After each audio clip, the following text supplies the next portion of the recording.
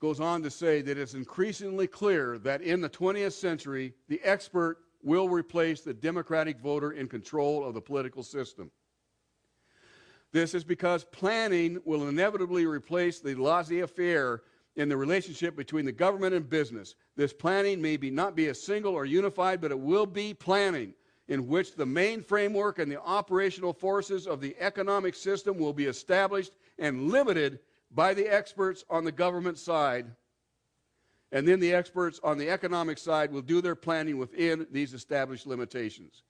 So rather than having unalienable property rights, what they're basically doing is they're bringing in the limits as to what your rights are to a very narrow range, and you can make decisions within that range, but you cannot make them in areas where it would benefit you, but it's outside the place where they say you can go. That is European socialism. And we are heading down the same road as Europe has already traveled. In other words, they're writing the treaties and these agreements. Agenda 21 was written by the IUCN. It's in your communities through ICLEI and the APA. This is all hard fact. We are not talking about some mystical agency off there in the wild blue yonder that really doesn't have any effect. This is right in your face. Now, what does sustainable development really mean?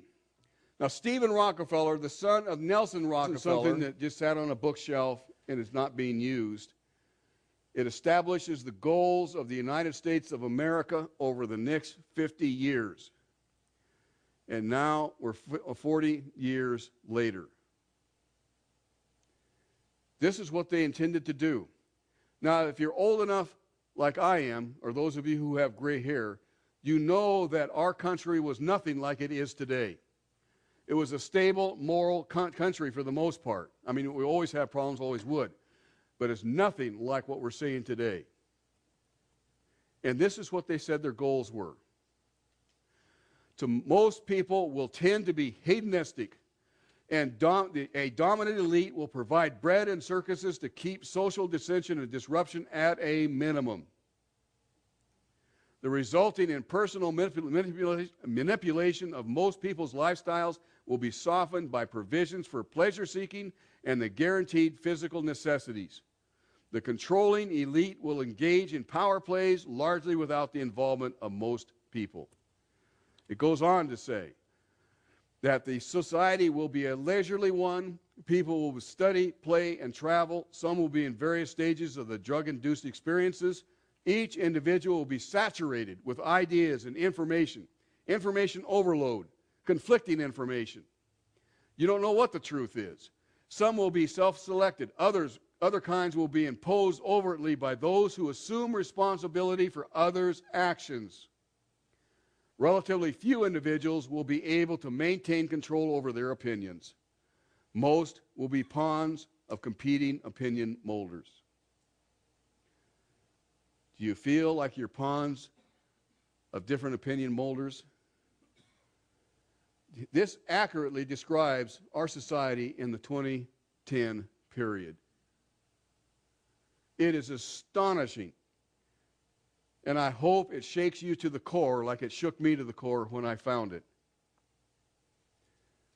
They have been largely successful in accomplishing the goal they set out through our education program, public education program, in the 1960s. It's shocking. And yet it goes on to say that one option for ensuring against excessive species depletion is the allocation of property rights. In other words, the reallocation of property rights, taking it from you and giving it to someone else. The reallocation of property rights implies a redistribution of assets. I guess it would be redistribution of assets. It's already happening through regulation. This is the sole purpose of regulation of property rights, is to reallocate those rights to the environment, take them from you and give them to the environment.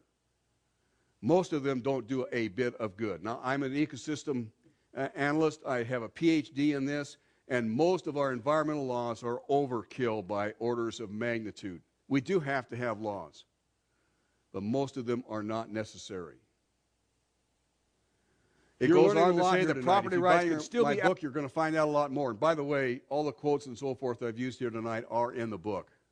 So if you couldn't get them all, they're still there. I notice a lot of you frantically taking notes. It's a little late now, I guess, but... The fact is that I have found it's been one of the most gratifying experiences of my life to realize that liberals, Obama liberals, are calling me. And I'm not saying Obama liberals because Obama is the main problem. Obama is not the main problem. The main problem is this agenda. He's just following it, executing it. But these liberals have called me or written me and thanked me for writing the book because for the very first time they are seeing the other side of the story, one that they were never taught in school, and why the Constitution is not a living document. It's designed to protect them from the predators that surround all of us. It's designed to contain human nature. And all of a sudden they see the other side of the story, and they're probably going to change their votes. Not the collective. And you see the words in this case, a practical, very, very hard legal term. The federal government has to do everything it can to conform its law to the local considerations, as well as coordinate their plans, their federal plans, with the local government as an equal partner. Now, if you and I or the city councilmen go into a federal agency planning session and give their opinion, they will be thanked and say, thank you so much for your input. And as soon as you walk out the door, they'll throw it in the trash.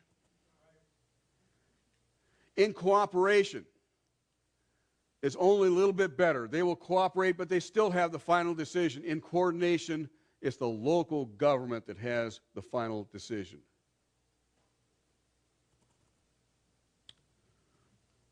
Cultural aspects are extremely important, especially in rural communities.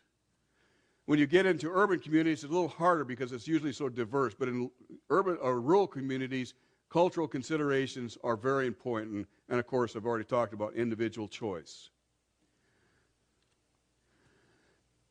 Under NEPA, federal and state governments, when required by NEPA, governments must strongly consider how the federal action will affect local culture and customs as defined by the local government, not the federal government.